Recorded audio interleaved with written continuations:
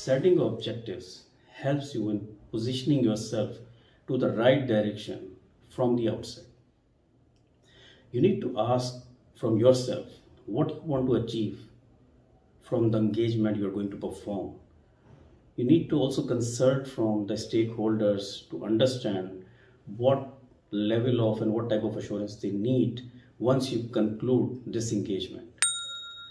An internal auditor sets objectives based on key risk areas that have been identified related to the area or process which is being audited. In this vlog, we are covering Standard 2210 Engagement Objectives.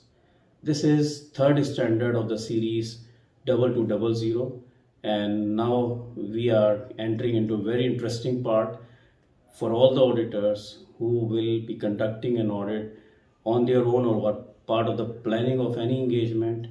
Let's understand from this standard how the engagement objectives can be set. So let's get off to a start. As per our customary practice, let's ask some interesting questions from this standard. What engagement objectives must reflect and consider? How many types of criteria may include for this evaluation? What are the timing and positioning of objectives establishment? What risk and control testing generally provides? What to do if there is inadequate criteria to evaluate governance, risk management and controls? What are the basis for objective establishment? And what is a planning memo? If you're new to my videos, this is Tausif Mushtaq, an audit strategist, control specialist and board advisor with over 2 decades of experience in governance, risk assurance and controls, fraud examinations and forensic reviews. The objective of my videos and the audit and assurance series is to promote the internal audit profession in its basic spirit, whereby the internal auditors having a clear understanding of the standards and international professional practices framework overall, so they can contribute to achieve the mission of internal audit. The mission of internal audit is as defined by the Institute of Internal Auditors, which is to enhance and protect the organizational value by providing risk-based and objective assurance, advice, and insight. So the basic requirement of Standard 2210 engagement objectives is that the objectives must be established for each engagement. So this is, you can consider it as a starting point when you are planning any engagement, that you need to first establish objectives. So what these engagement objectives must reflect and consider? So as per Assurance Standard 2210A1, the internal auditors must conduct an initial assessment of the risk relevant to the activity under review. Engagement objectives must reflect the results of this assessment. So there is an assessment overall on the risk, and then those are the bases actually for establishing the objectives and must reflect there. The standard A2 also helps us in understanding more and identify that the internal auditor must consider the probability of significant errors, fraud, non-compliance, and other exposures when developing the engagement objectives. So these can be considered in many ways. It can be the type of business, it can be the nature of industry, it can be the past practices and past audit results as well. So there are many ways to find out the control environment within which that area or that subject of engagement is working or that section is working. Assurance Standard A3 also helps us in understanding the adequate criteria which is needed to evaluate the governance, risk management and controls. Internal auditors must ascertain the extent to which management and or the board has established adequate criteria to determine whether objectives and goals have been accomplished. If adequate, internal auditors must use such criteria in their evaluation. But if auditor considers it inadequate, then internal auditor must identify appropriate evaluation criteria through discussion with the management and or the board. So what can be types of different criteria? There can be an internal criteria like the internal policies and procedures of the organization. Can be external, for example, laws, regulations imposed by statutory bodies or regulatory pronouncements. Leading practices in the industry or in the profession can also be considered as part of the adequate criteria. So consulting standards also gives us some guidance on how to consider the engagement objectives. So engagement objectives are related to the consulting engagements must address governance, risk management and control processes to the extent agreed upon with the client. And again, these should be documented. As per C2 consulting standard, consulting engagement objectives must be consistent with the organization's values, strategies, and objectives. So, as per implementation guide of this standard 2210, what is the timing and positioning of establishing these objectives? So, standard clearly states that the internal auditors must establish objective as part of the planning for each engagement. And what are the basis of development of these objectives are that objectives typically are developed based on key risks that have been identified related to the area process under review. So how the internal auditor gets a complete understanding of how to establish these objectives? Begin the process of establishing engagement objectives by reviewing the planning considerations, implementation guide 22101, planning considerations, we have already reviewed it earlier, and the annual internal audit plan are handy to understand why the engagement is being conducted and what the organization aim to achieve. Internal auditor may find it also helpful to begin with an understanding of the organization's mission, vision, and short-term and long-term goals, key policies and procedures, and how they relate to the area or process under review. Additionally, it is important for the internal auditors to attain a thorough understanding of the strategies, mission, and objectives of the area or process under review, as well as its inputs and outputs.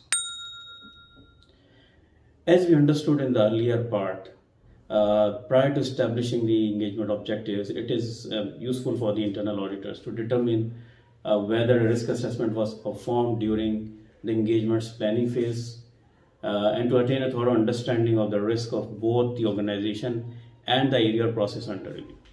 In addition, it is critical to understand the expectations of stakeholders, including senior management and the board.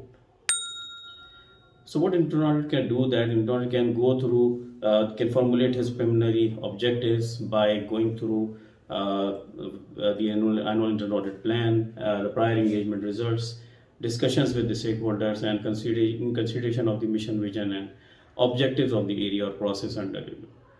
These preliminary objectives are further enhanced through risk assessment exercise, which we discussed in the previous two slides, to cover the governance, risk management, and controls of the area or process under review. The engagement objectives articulates what engagement is specifically attempting to accomplish and determine the engagement scope. You may refer to implementation guide 2220 engagement scope, which we'll be covering hopefully in the next vlog. Engagement objectives help internal auditors determine which procedures to perform. They also help internal auditors prioritizing risk and control testing.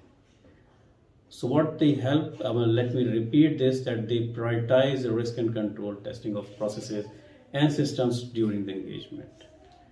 You may also refer implementation guide 2300 performing the engagement, which provides additional guidance on how to achieve the engagement objectives. So what risk and control testing generally provides? Risk and control testing generally provides assurance regarding design adequacy, operating effectiveness, compliance, efficiency, accuracy, and reporting. It is important for the internal auditors to establish objectives that have a clear purpose, are concise, and linked to the risk assessment. Often, internal auditors utilize best practices and frameworks such as the COSO framework or ISO 31000 when establishing objectives to address risk and controls. So what is an audit planning memorandum or a planning memo?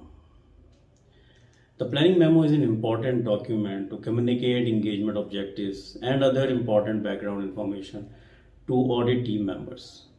This can document the objectives, scope, risk assessment, prioritizing areas for testing. There are many additional areas you can add, like the composition of the team, the additional specialized skills you have added or you want to add. You can also talk about your overall budget for the engagement in terms of days or man days or man hours, or in terms of value as well.